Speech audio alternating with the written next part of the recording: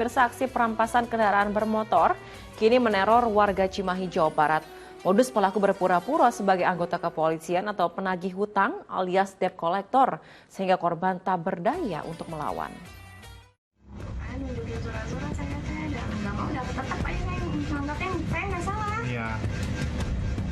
Ibu rumah tangga di Cimahi, Jawa Barat ini panik ketika motornya akan dirampas dua pria yang mengaku sebagai debt collector.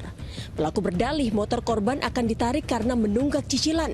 Padahal korban telah membayar lunas cicilan sepeda motornya. Dengan tipu daya, pelaku meminta korban membeli materai sebagai bukti menulis perjanjian lunas. Saat itulah motornya dibawa kabur.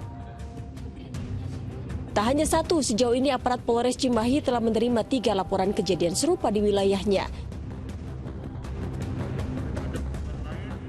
Aparat yang bergerak cepat meringkus 2 pelaku di tempat persembunyiannya di kawasan Lembang, Bandung Barat.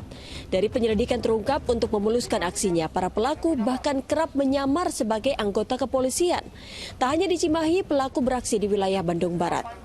Aparat mengimbau warga jika menghadapi hal serupa, tiba-tiba diberhentikan seseorang di jalan, maka segeralah mencari kantor polisi terdekat. Memang tidak jelas siapa yang memberhentikan. Pertama adalah tentunya mencari tempat yang aman. Ya.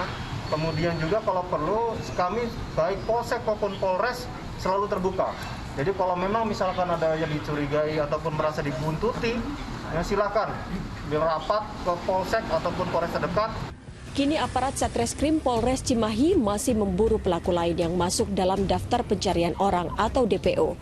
Muhammad Abbas melaporkan dari Kota Cimahi, Jawa Barat. Ya, semoga perampasan dengan modus sebagai debt collector ini bisa segera ditangani pihak kepolisian. Nah, Pak Ustaz, ada 2 hal dalam kasus ini. Pertama, adab menagih utang dan juga perampasan yang bukan haknya. Bagaimana Pak Ustaz bisa menjelaskan keduanya? Ya, Mbak Wanda, hutang piutang itu kan muamalah. Muamalah itu antara 2 pihak, antara 2 orang. Maka tetap dituntun adabnya. Yang berhutang ada adabnya. Yang kemudian pemilik dari dana yang diutangi juga ada adabnya. Dan semangat dari hutang piutang kata para ulama adalah ta'awun, saling membantu. Jadi kalau saling membantu nggak ada yang mau dirugikan. Yang menagih pun tidak boleh merugikan.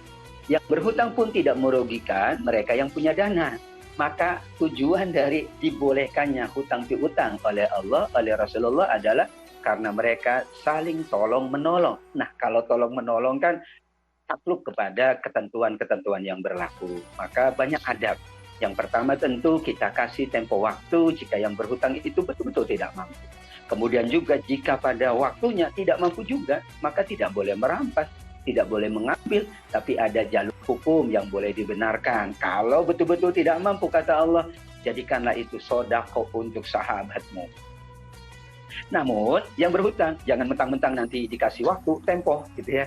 Nanti juga kan dijadikan sodaqah, tidak boleh. Orang yang mampu melunasi hutangnya tapi tidak segera melunasi, maka dia diancam neraka jahanam. Maka ketika sudah mampu segera, meskipun tempo waktu masih panjang, tetap saja lebih baik mensegerakan melunasi hutang. Karena bagaimanapun hutang itu bukan hanya di dunia, hutang itu sampai di akhirat. Itulah adab yang saling timbal balik antara yang memberikan hutang dan antara orang yang berhutang, insya Allah. Tujuannya adalah saling membantu agar terpenuhi kebutuhan-kebutuhannya, maka tidak boleh saling merugikan dalam muamalah hutang dan piutang. Baik, Alhamdulillah, terima kasih banyak Ustaz Atabik atas waktu dan juga tausiah yang diberikan untuk seluruh pemirsa Ajwa TV. Semoga kita ketemu lagi di lain kesempatan dalam kondisi sehat selalu ya Pak Ustaz ya. Terima kasih. Wassalamualaikum warahmatullahi wabarakatuh. Waalaikumsalam warahmatullahi wabarakatuh. Terima kasih Mbak Wanda.